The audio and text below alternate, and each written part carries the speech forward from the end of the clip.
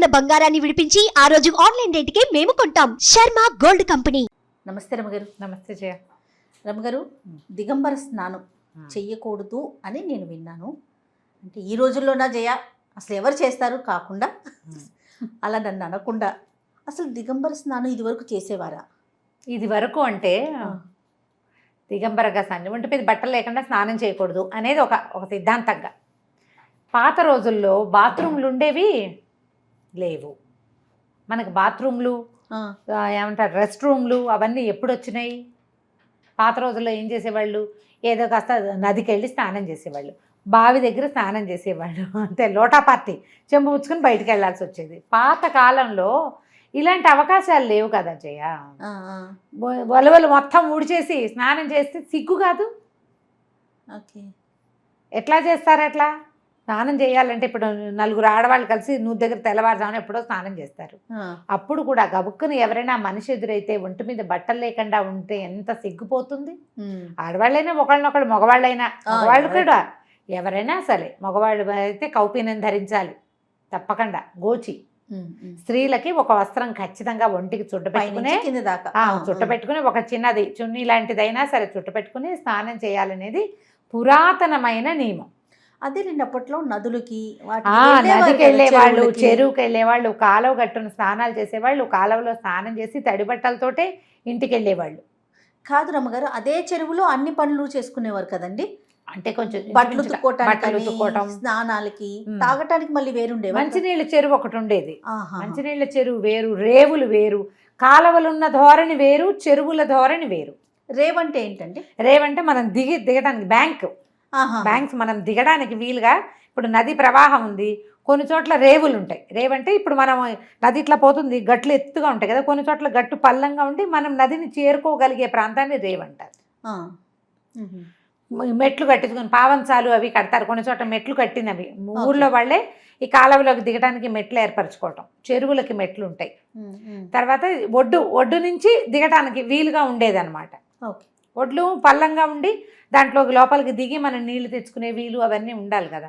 ఇలాగా చెరువుల్లో స్నానం చేసేవాళ్ళు, నదీ స్నానం, కాలువల్లో స్నానం, బావి దగ్గర స్నానం, పైకి సొంతంగా బాత్రూములు లేకపోవటం, బాత్రూములు కట్టుకోగలిగే అవకాశం లేదు ఆ రోజు. మొన్న దాకా కూడా మనం యాడ్స్ చూసాం, టాయిలెట్స్ కదండి. అవును, అయితే ఇప్పటికీ కూడా నదులలో స్నానం చేసేటప్పుడు దిగంబరంగా స్నానం చేయకూడదు.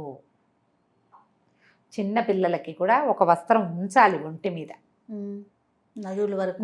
నదుల వరకు ఖచ్చితంగా. మనం బాత్రూంలో లోపల స్నానం చేసేటప్పుడు కూడా ఈ బట్టలు ఉంచుకోవాల్సిన అనే ఒక ప్రశ్న వస్తూ ఉంటుంది కదా. అయితే దానికి ఆ నియమం ఉండదు. మన ఇంట్లో మనం స్నానం చేసేటప్పుడు ఒంటి మీద బట్టలు ఉండాల్సిందేనన్న నియమం సాధారణంగా లేదు.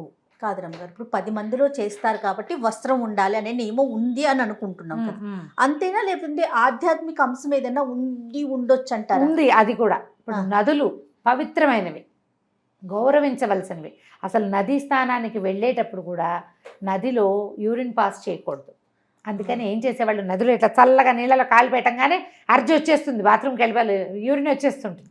అందుకని ఏం చెప్పేవాళ్ళు, ముందే ఆచమనం చేసి, అంటే బాత్రూమ్కి వెళ్ళొచ్చి కాళ్ళు కడుక్కుని అప్పుడు నదిలోకి దిగాలి. అంత పవిత్రంగా భావించాలి. మరి అంత పవిత్రమైనవి నదులు. అవును, అందుకే కదా జీవజలాలు అంటారు వాటిని, నదులు. జీవనది. ఆ జీవజలం ఎందుకని చెప్తారంటే ఇందుకు నదిని సభక్తికంగా తీసుకోవాలి. నదీ జలాల్లో స్నానాన్ని ఆటకి కాదు, అది ఆట సరదా ఇంకోటి కాదు. వాటి వల్లే మన జీవితం ఇట్లా నడుస్తోంది. మానవ జీవితం ప్రశాంతంగా పోతుందంటే అవును వాటిలలో వచ్చేది. ఇప్పుడు మనం ఏవో మందులు మాకులు కనిపెట్టాము. ఇది వరకు ఏముంది? మందు మాకు జీవజలాలే వైద్యం, వాటిలలో స్నానమే మన సంపద కదండి. మన సంపద, దాన్ని పాడు చేసుకోకూడదు కదా. అందుకని ఆధ్యాత్మిక అంశంగాను ఈ పద్ధతి చెప్పారు. ఇంతకంటే డీప్ రూటెడ్ థింగ్ ఇంకేదైనా ఉందేమో నాకు తెలియదు జయ. ఇదే పంధ. ఇప్పుడు ఆ నదిలోనే మన పెద్దలకి తర్పణాలు విడుస్తాం. అవును, ఆ నదిలోనే మనం కార్తీకానికి దీపాలు పెడతాం. ఆ నది నీరే మనకి త్రాగునీరు. మనం ఈ ఊళ్ళో పాడు చేసేస్తే నదిని, ముందుకెళ్ళాక అది ఇంకొకడికి తాగునీరు అవదా? అవును, మనం దాన్ని ఎంత పవిత్రంగా చూడాలి? మనం చేసేసాం చాలే, అవతల వాడు ఏ చావు చచ్చినా పర్వాలేదని అనుకుంటామా? మన మునులు, మన ఋషులు మన అట్లాంటి వాళ్ళు సంస్కృతి అది కాదు కాదు కదా. మన సంస్కృతి అది కాదు. మన సంస్కృతిని నిలబెట్టినటువంటి ఋషులు, ఋషులు మహాద్రష్టలు వాళ్ళు. అందుకని నదిని ఎంత పవిత్రంగా చూడాలో చెప్పారు. ఈ నది ఈ ఊళ్ళో ఉంది, ఇక్కడే ఉంటుందా? అది గుంట కాదు కదా, ఎంత ఎక్కడి నుంచి ప్రవహించి వచ్చింది, ఎక్కడ పుట్టి ఎక్కడికి పారుతూ ఉంటాయి. ఇప్పుడు ఈ వెళ్ళేటప్పుడు ఈ ఊళ్ళో నది పాడు చేసేస్తే వచ్చే పై ఊళ్ళో ఆ నీళ్ళని వాళ్ళు తీసుకోవద్దు. అవును అవును. నువ్వు చెత్తలు కలిపేసిన నీళ్లు ప్రవహించి పక్క ఊరికి వెళ్తాయి. అందువల్లే కదా రమ్మగారు ఇన్ని అరిష్టాలు మనం ఎన్ని అదే. చూస్తున్నామండి. ఈ భక్తి శ్రద్ధలు లోపించటం వల్ల, ఆ, ఈ నియమావళిని భంగం చేయటం వల్ల, దీనికేమి సైంటిఫిక్ రీజన్ లేదని వెధవ సైన్స్ని ఆధ్యాత్మికతలో చొప్పించటం వల్ల ఉమ్, రీజన్ కావాలి ప్రతిదానికి. అవునండి. నీకు ముక్కులోకి గాలి తీసుకోవడం ఎలా నేర్చుకున్నావో రీజన్ చెప్పు. మనం ఏవీ చేయలేని, మనంతటా మనకు చేత కాని విషయాల మీద ఏ ప్రశ్నలు లేవు. అవును. అదంతా ప్రకృతి అంటాం. ఏర్పరచబడిన నియమావళికి మాత్రం ప్రశ్నలు. మీ తాత చెప్పారా? మీ తాత చెప్పారా? మీ ముత్తాత చెప్పారా? మీ తాత ముత్తాత చెప్పకపోతే నీ గాలి పీల్చుకోవడం ఎవడు నేర్పించాడు? ఎవరు పెట్టారు? ఇన్ని రంగులు ఎవరు పెట్టారు? ఇన్ని జీవాలు ఎక్కడి నుంచి వచ్చినాయి? ఇంత జీవరాశి, ప్రతిదానికి ఆహారం పెట్టాడే భగవంతుడు. ఇవన్నీ ఎవరు ఏర్పరిచారు? వాటికి ఏ ప్రశ్నలు లేవు. మనం ఒక నియమం పెట్టుకుని నియమం ప్రకారం ప్రవర్తించండి, ఇంకా ఎక్కువ కాలం ఈ భూమి మీద హాయిగా బతుకుదురు. కానీ మీరు ఉన్నన్నాళ్ళు సుఖంగా ఆరోగ్యంగా ఇబ్బందులు లేకుండా ఉందురుగానని ఏర్పరిచిన నియమాలని మనం ఉల్లంఘించేస్తాం. ఆ ఉల్లంఘనే ప్రధానమైన శత్రువు ఇప్పుడు మనకి. అవును అవును. ఈ నియమం నదీ స్నానానికి పెట్టబడింది. నదులలో దిగంబరంగా స్నానం చేయకూడదు. ఊరి చెరువుల్లో, నలుగురు వాడే నీటి దగ్గర చేయకూడదు. అందులోకి వెళ్ళేటప్పుడు ముందే ఒక మాట బాత్రూమ్కి వెళ్ళి కాళ్ళు చేతులు కడుక్కుని అప్పుడు శుచిగా శుభ్రంగా అప్పుడు నదిలోకి మన వెళ్ళాలి. పెరటిలోని బావి అయినా కూడా అంతే కదా. పెరట్లో బావి అంటే బావిలోంచి తోడుకుంటాం. అక్కడ కూడా నగ్నంగా అక్కడ చేయకూడదు. అందరూ ఉంటారు కదా. ఆకాశం చూసే చోట నగ్నంగా చేయకూడదు, అది నియమం. ఆహా, మనం ఆకాశం చూసే చోట చేయకూడదు. పెద్దవాళ్ళు అట్లా చెప్తారు. తడిక కట్టుకుని స్నానం చేసే పద్ధతులు ఉండేవి కదా, అప్పుడు కూడా వస్త్రం ఉంచుకునేవాళ్ళు.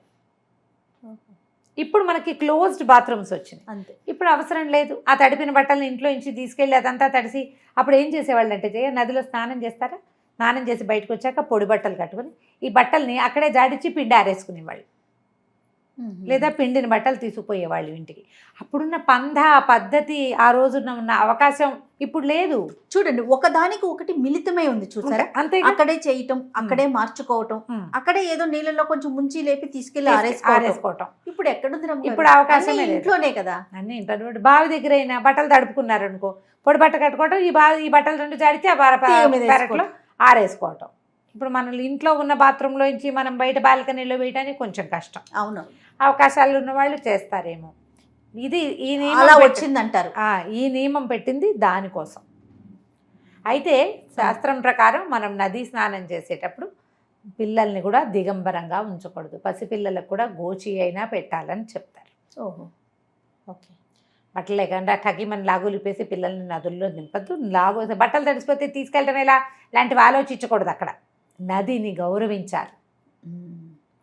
ఆ నదులే మన జీవాధారాలు, ప్రాణాధారాలు అవి మనకి. అందుకని వాటిని దైవస్వరూపంగా భావించి గౌరవించి ఈ రకంగా చేయాలి. తప్పకుండా. నమస్తే. నమస్తే జయ.